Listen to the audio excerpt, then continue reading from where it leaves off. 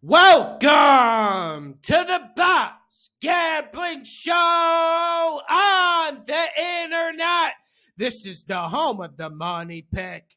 Make sure you hit the like button. Make sure you subscribe.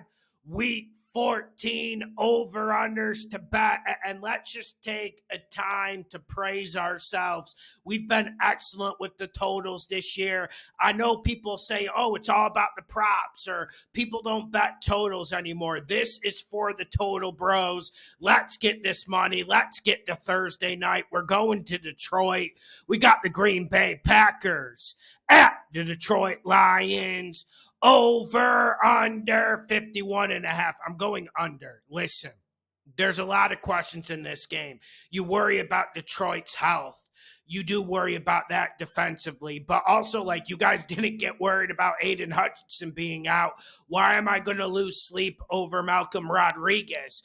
And I know Reeder, the defensive tackle, could be out, but I trust the Lions against run games, and we know the Packers have a very good run game with Josh Jacobs, and they're reliant on it. But when I talk about running the football, I think 51.5 is too big here. I think the Lions do a lot of it. I think the Packers do a lot of it, and I have questions about Jordan Love. I've been taking the left on him all year, and I veer left on him. I just don't think he's all that good a quarterback. I don't think he makes high percentage plays. He will hit you with 2 or 3 deep balls, but I'm not sure like the Miami game was the remedy you guys thought. Like that muff fumble on the punt was obviously what changed that game. And Lawson, you're going to say, Lawson, you're trying to cope here. Why are you coping? I'm not. We all know these games come down to 3 or 4 plays, and that changed the landscape. I got questions about both of these offenses, and everyone wants to hit me with questions about Detroit's defense. I do think maybe this Lions offense tailors off as the year goes on, and that's normal, man. You want to be peaking when you're going into the playoffs. Who wants to peak around week 8 or week 9?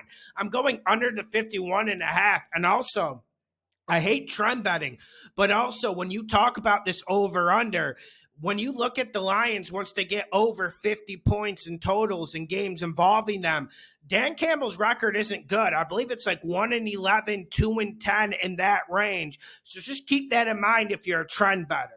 Next game, we got the Atlanta Falcons at my Minnesota Vikings. Over, under, 45, under. I don't know what team's going to show up. I don't know what Vikings offense is going to show up. I do think Sam Darnold plays well. I do like the Sam Darnold player props in this. He's one of the worst quarterbacks when he gets pressure. He's one of the best quarterbacks when he doesn't, and Atlanta can't give you pressure. But it's more about an under because we don't know what Kirk Cousins is going to do. We don't know what Atlanta Falcons team shows up. And if anyone tells you they know what Atlanta Falcon team will show up, they're delusional. You just don't know. And you do wonder if we see a response from Kirk. I'm going under, but I won't rule out Kirk Cousins coming back and playing well, man. That was really bad against the Chargers, but who told you it was coming? Moi. I'm going under the 45. Next game, we got the Cleveland Browns, Jameis, at the Pittsburgh Steelers. Over, under, 45.5. Money, money, money. Money over. I absolutely love this. Listen, man. I told you the Steelers secondary is vulnerable going into this year. Outside of Porter, can any of those guys cover? And we know the pass rush will be fierce. We know the Browns can't block anyone up front. But look at how Jameis is playing. Look at these last 3 performances from him. It's been absolutely iconoclast type football. And I hope you're enjoying this. I hope you're enjoying this ride. And I hope we get another 17 games from him next year. I feel like we were cheated this year. I feel like the Browns will be able to manufacture points. They'll be able to get into the 20s. It's just on Jameis. Like, listen, man, he's going to throw some picks. Picks lead the points in this league, as you guys learned on the Monday night game against the Broncos. He's going to throw some picks, but he's going to throw some touchdowns as well. On the other side, listen, man, the Steelers' offense is playing well. well. And I do think they're going to have a little bit of a chip on their shoulder after what the Browns did to them on Thursday night in snowy Cleveland. I do think both teams get into the 20s. Like I see like a 27-24 Pittsburgh victory, and that's why I absolutely love the over, making a damn money pick. Next game, we got the New Orleans Saints at the New York Giants, over under 41.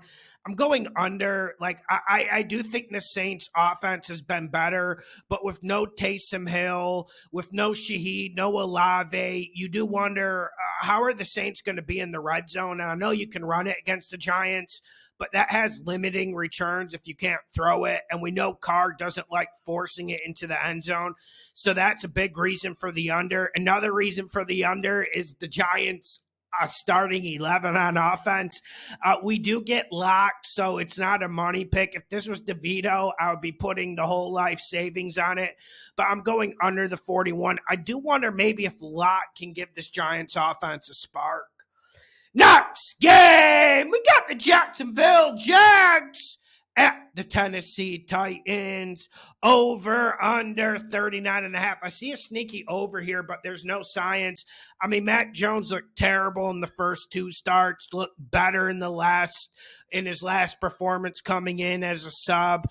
Titans defense is good on paper, but listen, we've seen their games completely get out of control. You got Will Levis, who's a turnover machine, but he is playing with more confidence and gusto. I'm going over the 39.5. Not a lot of science, guys.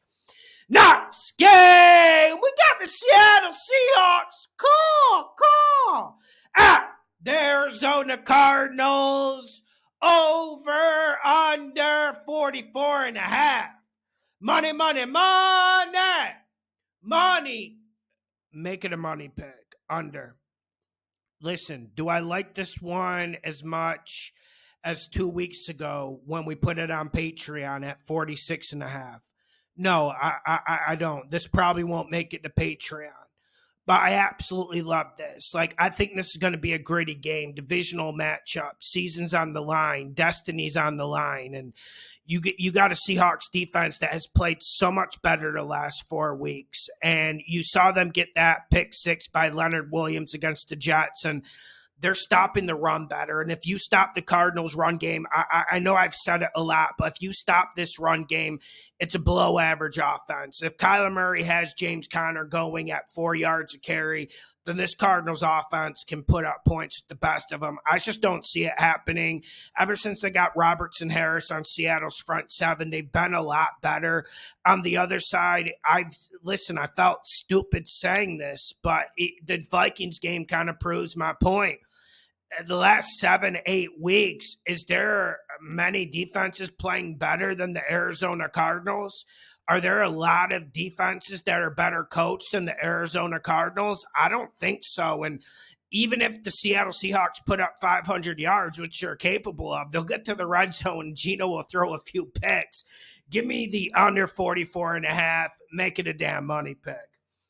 Next game, we got the Las Vegas Raiders at the Tampa Bay Bucs, over under 46. I'm going under, but the Bucs have been an absolute bonanza for us in terms of over.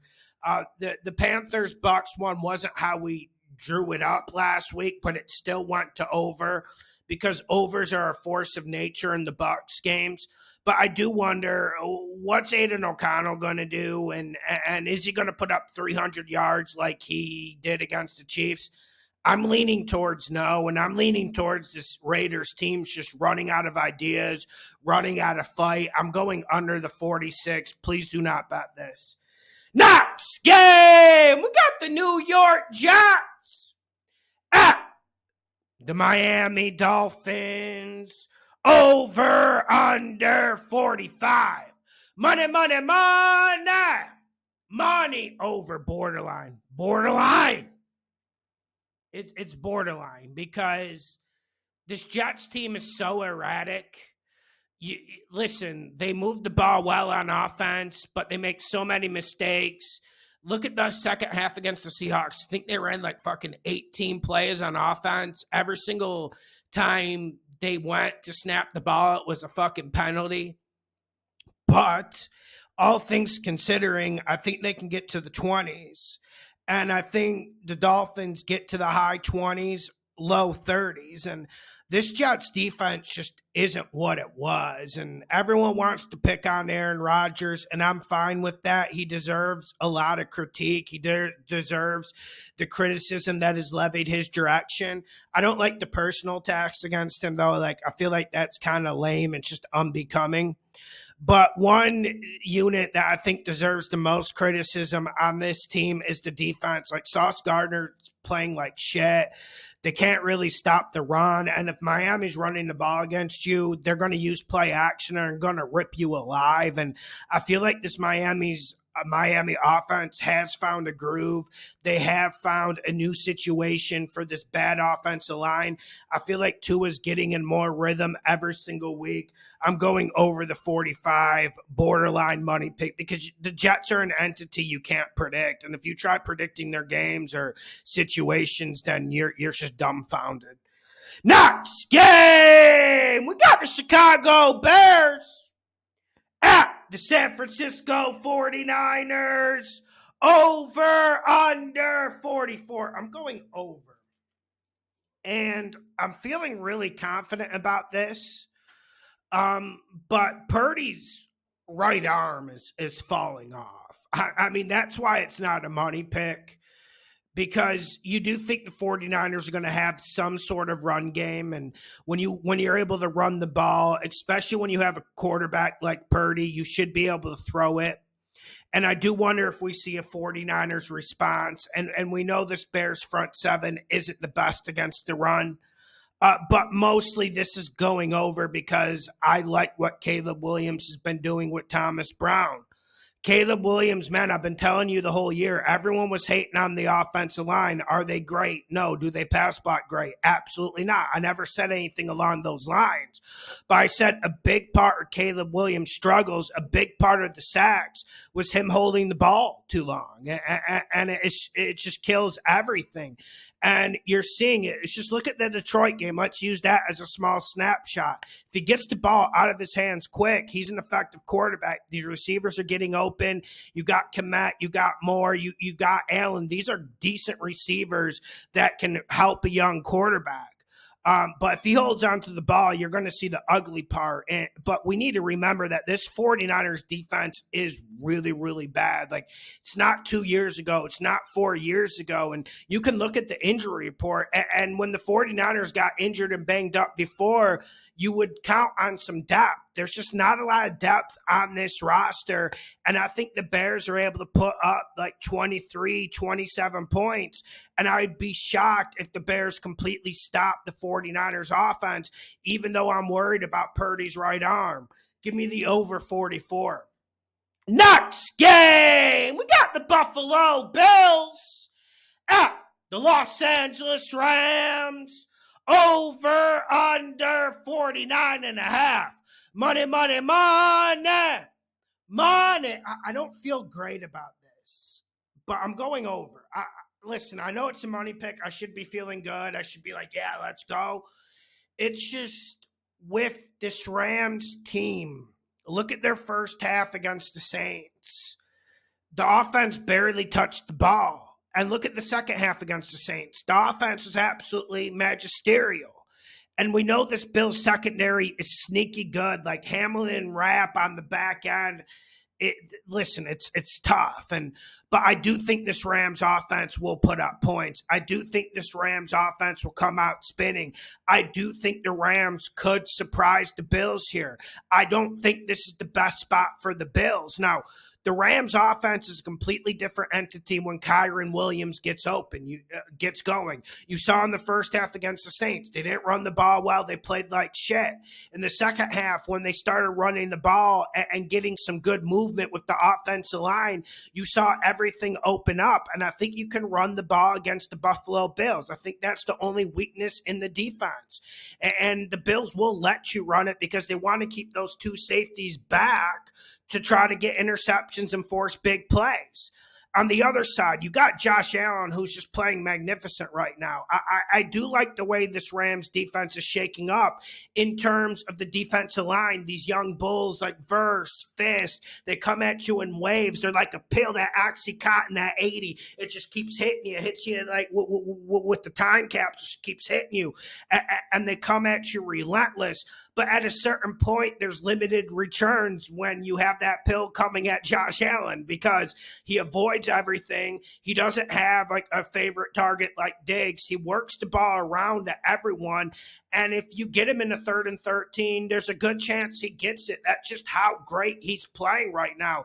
I talk about Herbert a lot, but honestly, right now, Josh Allen is the MVP. He will put up points. I think Stafford has a day. I'm looking forward to watching Matt Stafford versus Josh Allen. Give me the over the 49.5. Like, listen, you don't like doing it because, like I said, the Rams are inconsistent, but I feel like over's the play here. Over's the side.